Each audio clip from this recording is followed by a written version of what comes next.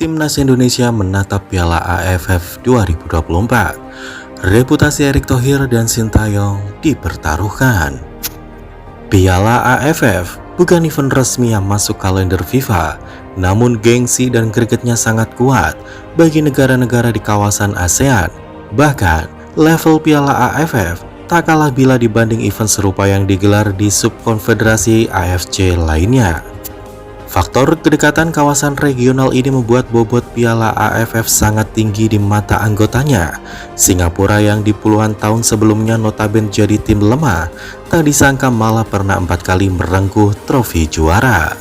Berkat program naturalisasi negeri singa ini, mengalahkan Vietnam dan Malaysia yang sudah lebih dulu tangguh di wilayah ini.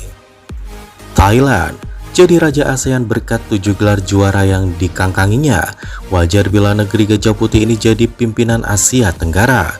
Fakta ini akan jadi ujian bagi Ketum PSSI, Erick Thohir dan pelatih Sintayong pada gelaran Piala AFF 2024. Akankah mercusuar Timnas Indonesia yang bersinar terang di Asia dan kini bersaing di putaran ketiga kualifikasi Piala Dunia 2026 bisa dipertahankan Erick Thohir dan Sintayong? Dianggap piala ciki, tapi Timnas Indonesia belum pernah punya. Meskipun warganet Indonesia menyebut Piala AFF sebagai trofi ciki, nyatanya Timnas Indonesia tak pernah jadi kampion. 6 kali Timnas Indonesia harus puas jadi spesialis runner-up. Piala AFF 2024 menjadi kiprah ketiga bagi Sintayong sejak resmi menangani Timnas Indonesia pada 2019.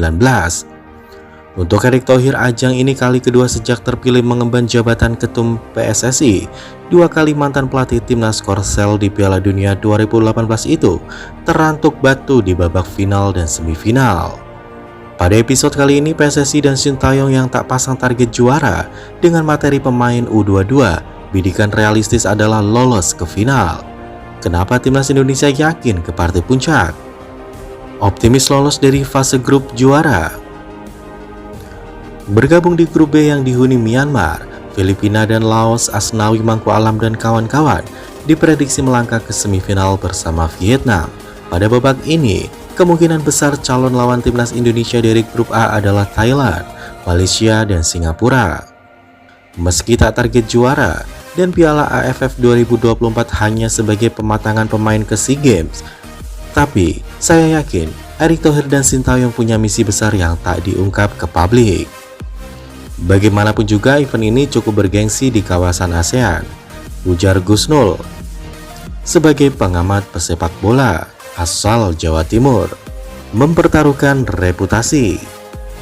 Pertanyaan lainnya, apakah PSSI dan Sintayong berani mempertaruhkan reputasi Timnas Indonesia yang 2 tahun terakhir jadi salah satu kekuatan di Asia?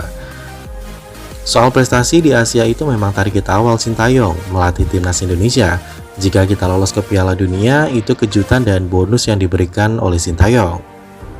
Saya kira Piala AFF tetap menarik karena Indonesia belum pernah juara. Saya kok malah yakin Piala AFF jadi pembuktian kaliber Indonesia, ujar Husnul. Menurut pengamat sepak bola asal Malang ini, sosok Sintayong sangat menarik. Dia punya cita-cita besar dan terus memperbaiki kesalahannya. Timnas Indonesia dijegal Vietnam di semifinal Piala AFF 2023. Namun Sintayong membalasnya dengan menjegal Vietnam di putaran kedua kualifikasi Piala Dunia 2026. Sehingga Indonesia lah yang kini jadi wakil ASEAN di ronde ketiganya, ujar Gus Nul.